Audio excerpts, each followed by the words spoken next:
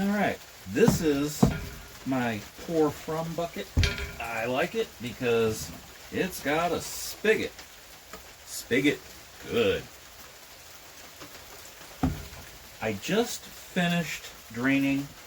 This is the next to the last bottle of wine, and this is the last bottle of wine. And you can see a significant change because this one is fuzzy. This one is not. This one I'll take to a friend's house tonight. This one I'm going to put in the fridge with a cork in it and wait a week, and it will be fine. All of that fuzz will settle. It's good. Now,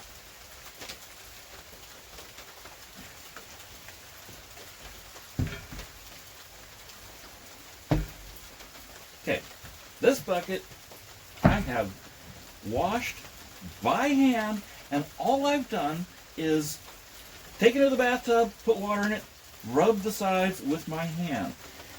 It does get a little bit slimy where the wine stayed for a couple of weeks while it was getting clear. Doesn't matter. Next thing we do, oh yeah, labels forward. It's chlorine bleach. This is the one I happen to be using right now. It was on sale.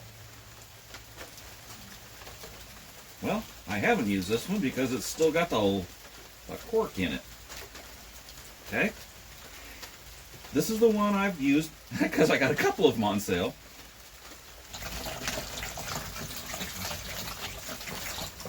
That's way more than you would use for clothes, okay?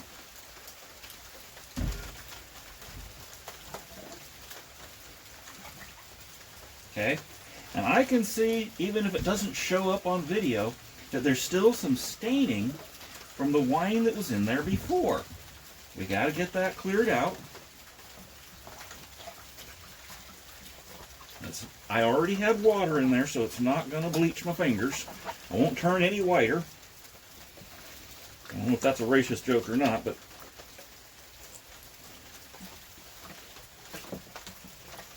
most of doing this,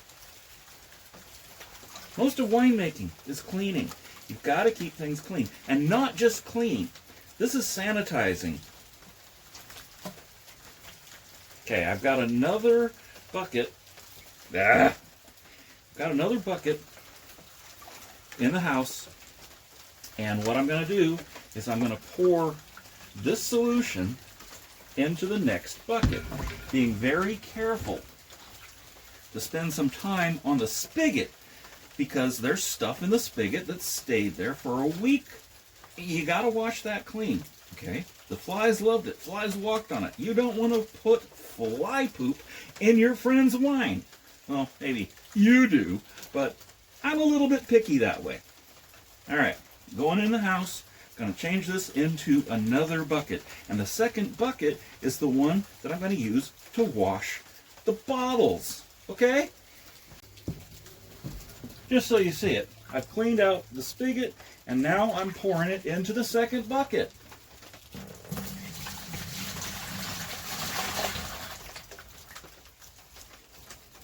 That'll be fine. This one, I've got to rinse, okay? I don't want the bleach taste going into the wine. That would be bad. All right, here is the clean bucket. And this is the one that has the bleach water in. Setting this aside, we don't need it right now.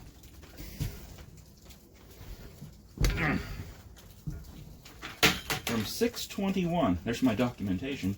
That's when I started this batch, and it's got bugs in the bottle. Well, they went in there to eat, and they're all dead. That's the only good bug, right? I don't know if it's the only good bug, but they're dead. I don't care. So we're going to open this up.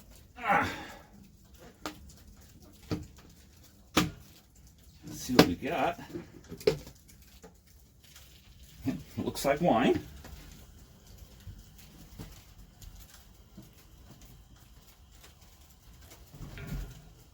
Smells like wine.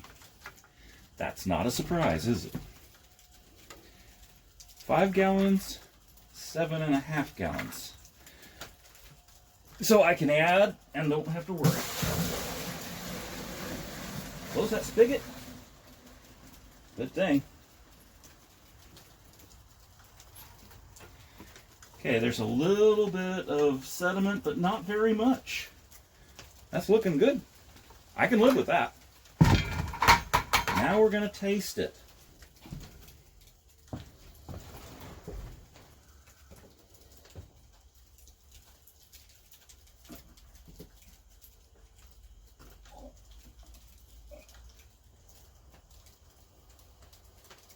Wow, it's nice and clear.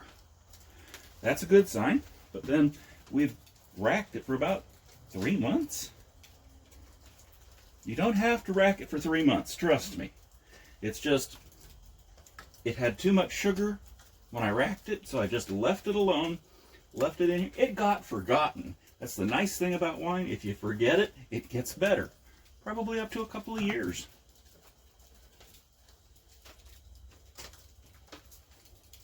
Oh yeah. Oh yeah. Again, that's a good batch.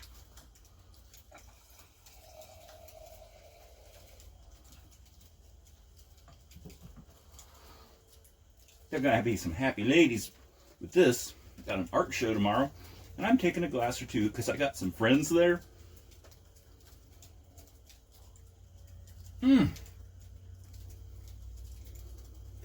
Okay, this is a good batch.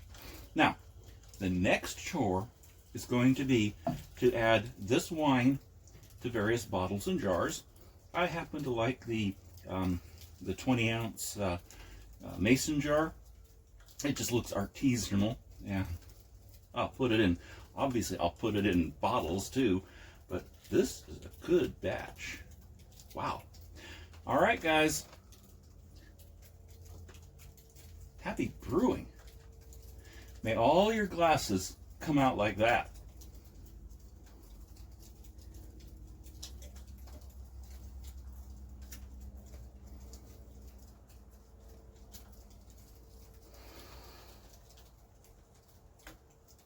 Yum. Thank you.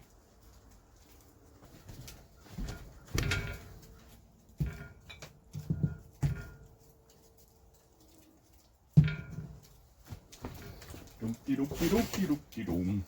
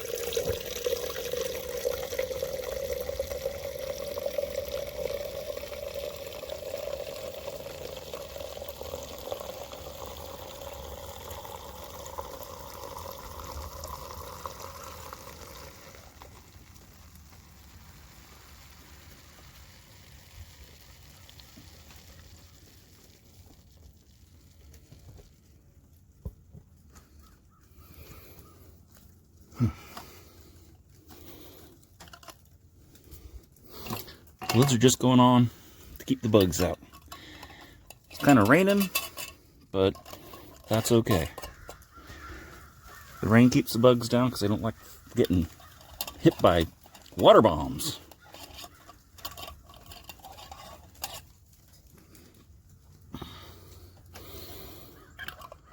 All right, that's the process. I'm going to leave it loose for a day and then tighten it down. If there's some effervescence, I don't want it blowing up the jar.